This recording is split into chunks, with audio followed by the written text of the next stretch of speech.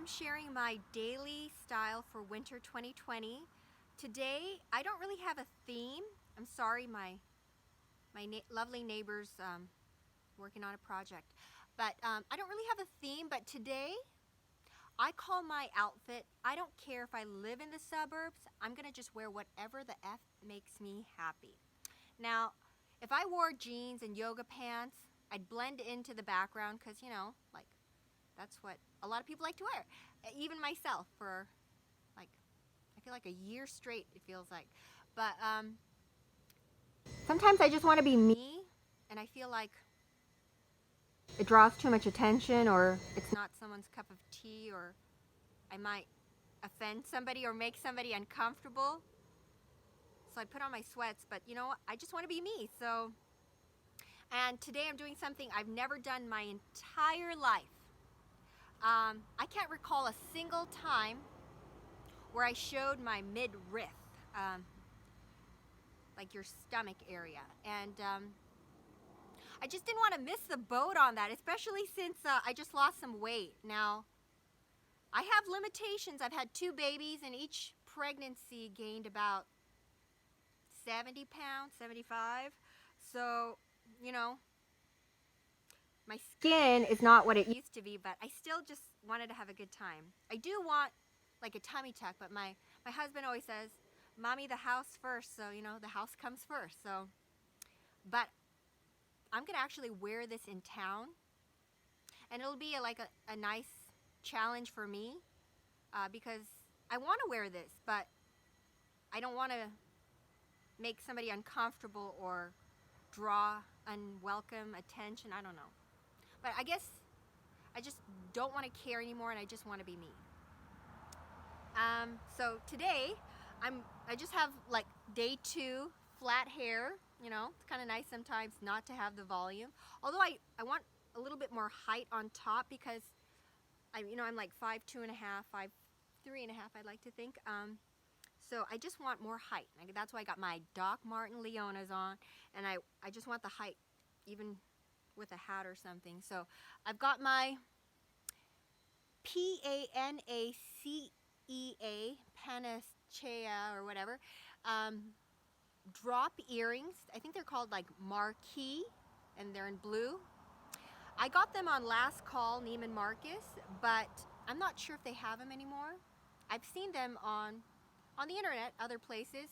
I got a really good deal. I think I paid about maybe $18 to $21. I will put it in the description. So with that, I've got my the raciest top I've ever bought. Just came in the mail today from Lastcall Neiman Marcus. I don't know them, and I'm just a shopper. I don't know if I even log into their website.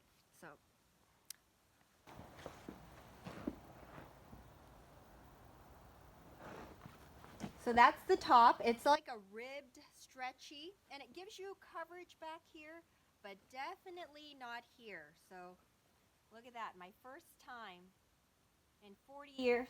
Of course, I wouldn't have done it as a child, but in like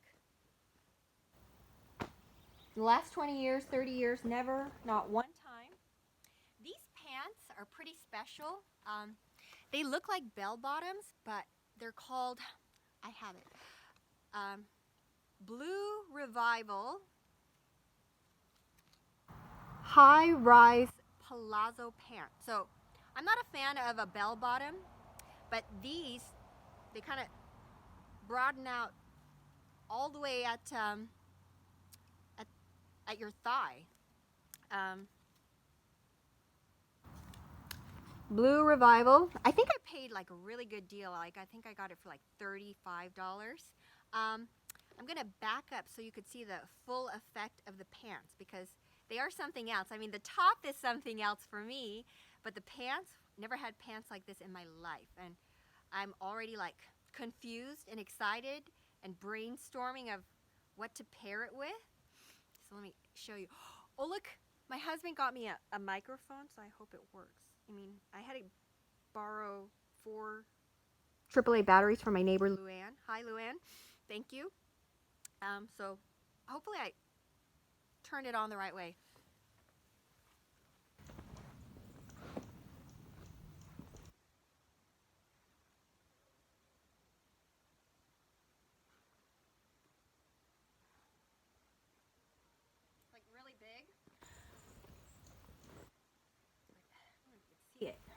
Look at that. But they're just a little too long. They drag, and I don't want to mess them up. And I might get them tailored, or there's like another technique where you do like a fold and kind of sew that, but I'm not really good at sewing. I'm like a sewing machine breaker and a copy machine breaker. So I feel like I've had many jobs. I've been like a medical assistant, a secretary, just office work, like administrative healthcare work. And everywhere I go, the the bicyclist, the fax machine breaks and the copy machine jams or breaks. And after a certain point, I had to recognize that it's probably likely to do with me, because it was just too odd of a coincidence that happened pretty much every time. So I started to think, you know what, products weren't made well or something.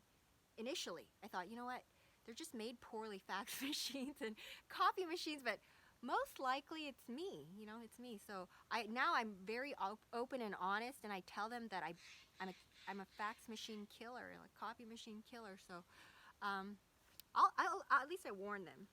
And then my boots. Of course, my Doc Marten Leona boot. And I don't know anybody at Doc Marten either. I know nobody. I think I have like 5 subscribers, and people are starting to think I'm a little cuckoo. Speaking of, the reason I'm wearing these pants is because, and showing my midriff is because I've lost some weight. So much so that the guy at the donut shop is like worried about me. And I know you're worried about me because you think I'm disappearing, but it's almost like flattering. And then it's just like, it's working too well, the diet. It's a keto diet, and I attribute it to not necessarily like a recipe or anything per se, but it was the information, and it was in regards to keto. And I'd heard about it, but I just like thought it was a fad, and I really didn't pay attention. And one day I came across a video, and then I watched another, and it was Dr. Berg, B-E-R-G.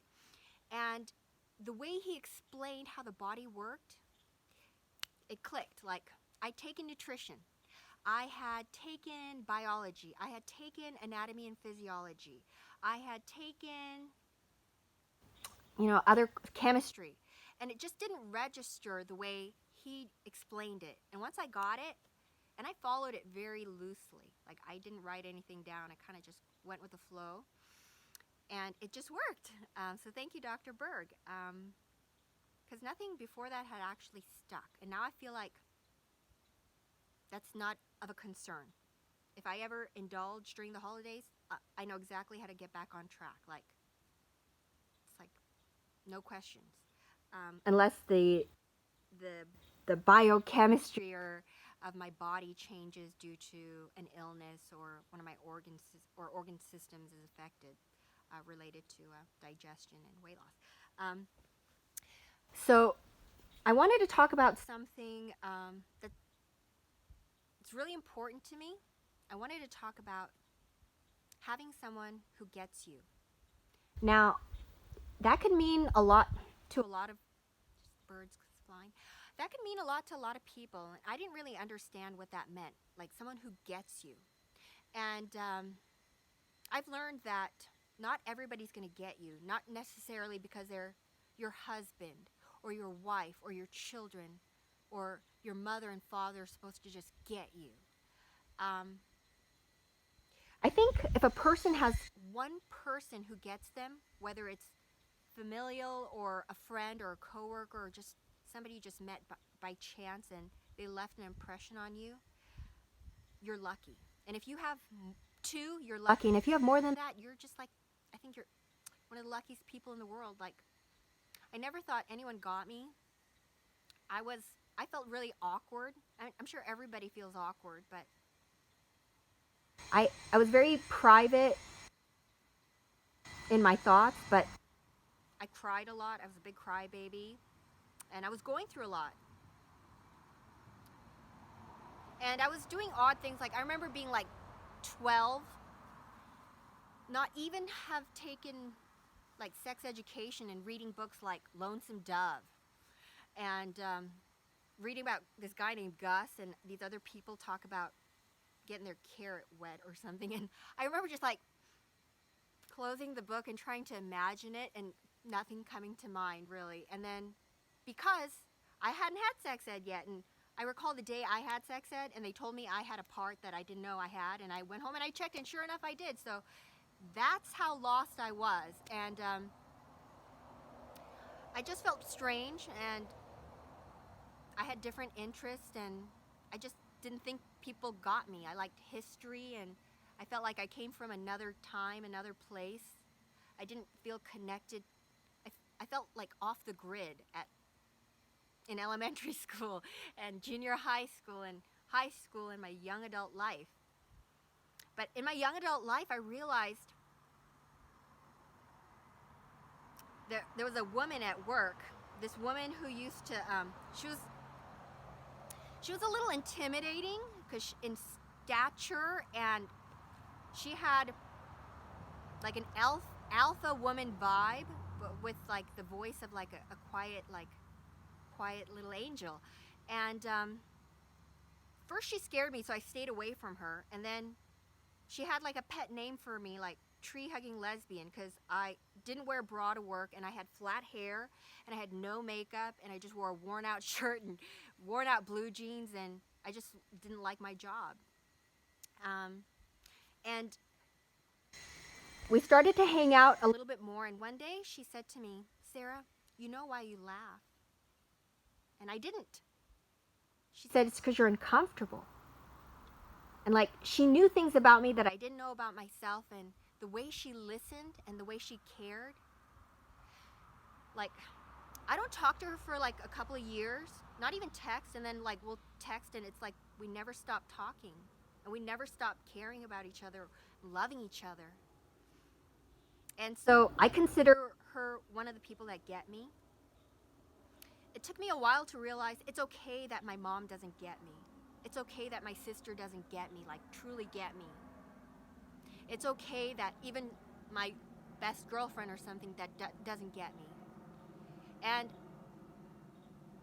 I'm glad that I understand that early on in my marriage, that like your husband doesn't even have to be the one that gets you, like in that way, because those are really special people, and I don't know how it works, but they're just out there. I just like think if I had zero, how it would feel. Like even